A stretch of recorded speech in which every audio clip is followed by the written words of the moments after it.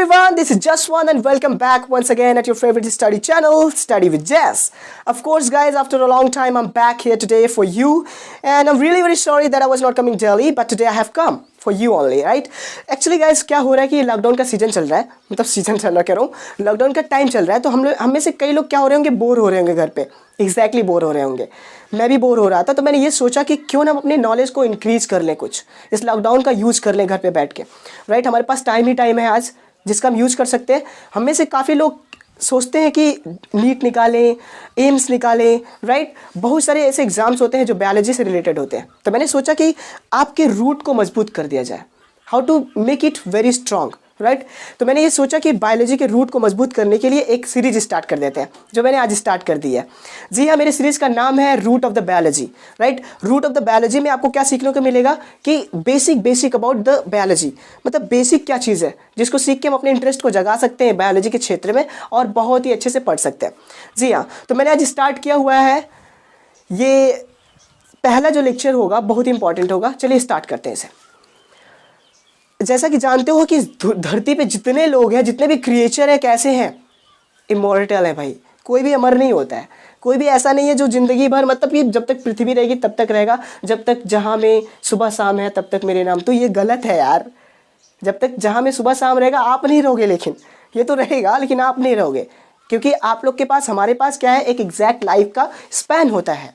हमारे पास एक निश्चित टाइम है इस पर रहने के लिए। हम लोग इमॉर्टल नहीं है, अमर नहीं है, ये गलत फहमी निकाल दो कि पहले जो होता था, हमने पूजा कर ली भगवान को तो हमें वरदान मिल जाता था कि हम हमेशा जीवित रहेंगे। हम हमेशा एक ऐसा वरदान के पीछे भागते थे कि हमें हमेशा इस पर रहना ही है, जिंदा रहना है, बट ऐसा कुछ नहीं होता है, ठीक है? तो आज मैं स्टार्ट कर रहा हूँ इसे, बहुत ध्यान से देखिए। आपको यहाँ पे एक चीज़ दिखती है, जैसे कि हमने जन्म लिया, we have taken a birth, right? जितने भी क्रिएचर होते हैं जन्म लेते हैं, बर्थ लेते हैं, उसके बाद होती है ग्रोथ, उनके अंदर बॉडी बनती है, ग्रोथ होती है, right?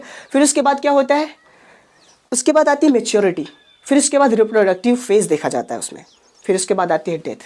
The last stage is death. सबके ज़िंदगी का लास्ट स्टेज क्या होता है? डेथ। जी हाँ, उसके बीच में एक बहुत ही प्यारा सा चीज़ आया है विच इज़ रिप्रोडक्शन, राइट? आज हम उसके ही बारे में बात करेंगे, उसके बेसिक के बारे में बात करेंगे, जिससे आपका नॉलेज बहुत ही ज़्यादा एक्सपैंड करेगा। ओके, उससे पहले मैं बात करता हूँ कि जो ये बर्थ लिया, ग्रोथ किया और इसके बाद आपने रिप्रोडक्टिव फेज देखा, फिर डेथ देखी, ये क्या चीज़ है? This is called life cycle. ये सारे क्रिएचर के लाइफ में होता है।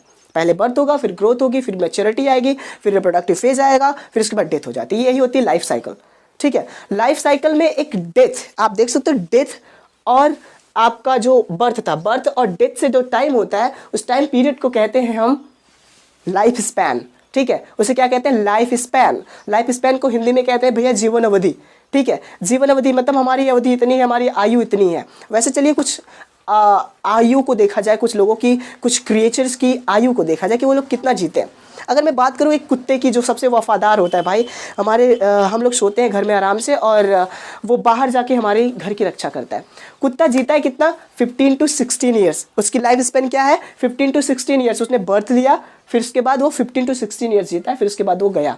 इमॉर्टल नहीं है ना कि हमेशा जिएगा। फिर उसके बाद बात आती है ह्यूमन की, जैसे हम लोग हैं, आप हैं, ठीक है? ह्यूमन कितना जीते भाई? पहले क्या होता था कि 100 साल, 150 साल, लेकिन आज नहीं ऐसा है। आज पॉपुलेशन बढ़ चुका है, पॉल्यूशन बढ़ चुका है, जिसके कारण हमारी लाइफ स्पैन घट चुकी है और हम जीते हैं आज ओनली 70 to 75 ईयर्स अप्रॉक्सीमेटली। कभी कभी 80 चली जाती है, फिर उससे ज़्यादा नहीं भैया, क्योंकि इतने रोग हैं, ठीक है? अगर मैं बात करूँ कबीरदास जी की, तो कबीरदास जी लगभग 120 ईयर्स जिए थे उस टाइम पे, क्योंकि इतना पॉल्यूशन नहीं था। आजकल बहुत पॉल्यूशन है, बहुत सारी डिजीजेज है, इसलिए हमारी लाइफ स्पैन घट चुकी है। ओके, सो अब मैं बात कर लेता हूँ एक और टॉर्टॉइस की बात करता हूँ। टॉर्टॉइस जो कि बहुत ही रिलीजियस होता है, ठीक है? टॉर्टॉइस कैसा होता है? रिलीजियस होता है, उनकी पूजा की जाती है। तो टॉर्टॉइस की जो लाइफ स्पैन होती है वो होती है 200 to 250 years. Oh my God, हमारी तो भाई 80 से ही नहीं जा पा रही है, उनकी 200 to 250। Wow, amazing.